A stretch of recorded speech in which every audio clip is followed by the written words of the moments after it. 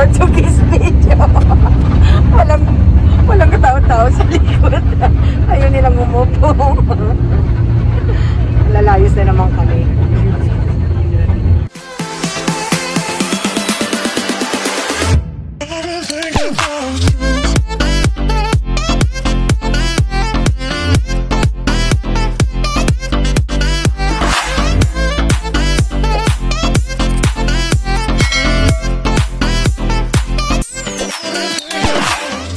Hanapin niyo si Jerome. Si Group 5. Ako Group 5 nagigsingit lang. Ay, Row 5. Mga Row 5. Asa na kaya yung aming aeroplano? Hindi talaga, wala talaga. Yung mga tao doon, nagsiksikan sila. Yung mga tao nagsiksikan dyan.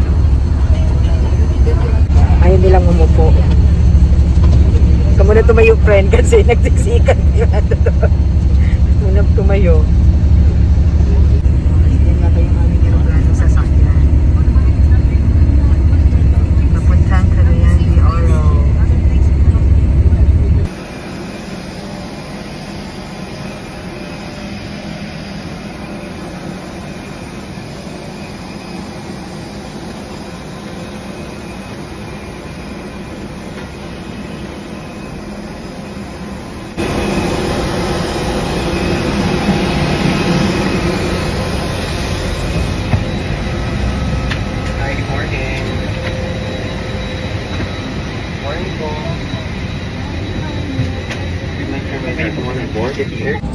So dapat magkakatabi kami. Eh ayaw nung ano dito.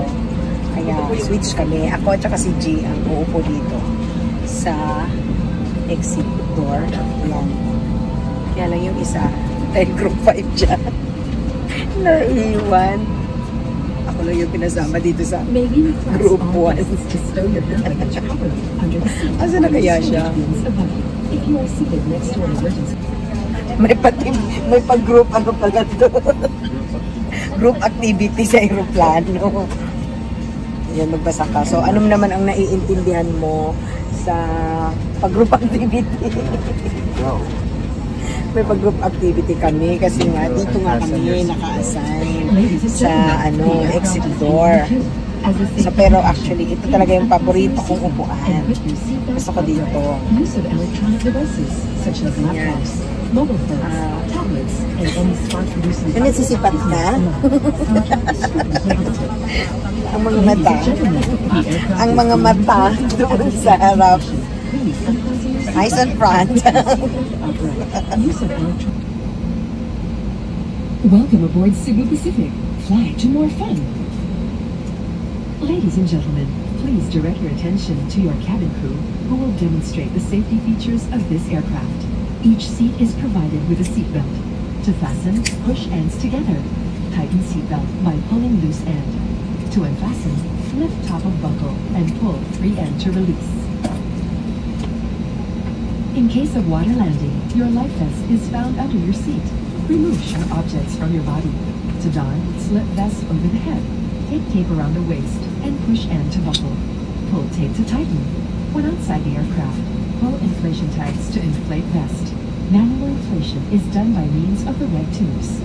Blow to increase air. And push pins inward to release air. Light automatically illuminates once the battery is immersed in water. Do not inflate the life vest inside the aircraft.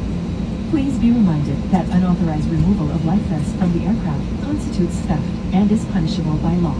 In case of rapid change in cabin pressure, oxygen masks will automatically drop from the compartments above you. Immediately grab the mask and pull it towards you. Put it over your nose and mouth. Pull elastic band sideways for snug fit and breathe normally. Put your own mask first before assisting others. Keep it on until you are advised to remove it. In case of emergency evacuation, follow the lights that will lead you to the exits. For further information, please refer to the passenger briefing card found in your seat pocket. This aircraft is equipped with emergency exit signs found in the cabin. The location of the nearest exit may be behind you. Each cabin door is equipped with a slide raft. In any eventuality, guests must leave their bags and immediately proceed to the usable exits. There are also fire extinguishers in the cabin. Operation of the device is indicated on the equipment itself.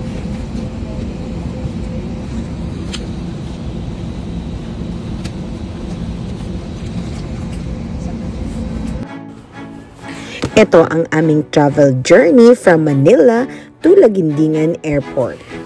Kasama ko pa rin ang aking dalawang kaibigang si Bernie and si Jerome. Ito ay ang kanilang pangalawang travel going back to Cagayan de Oro City.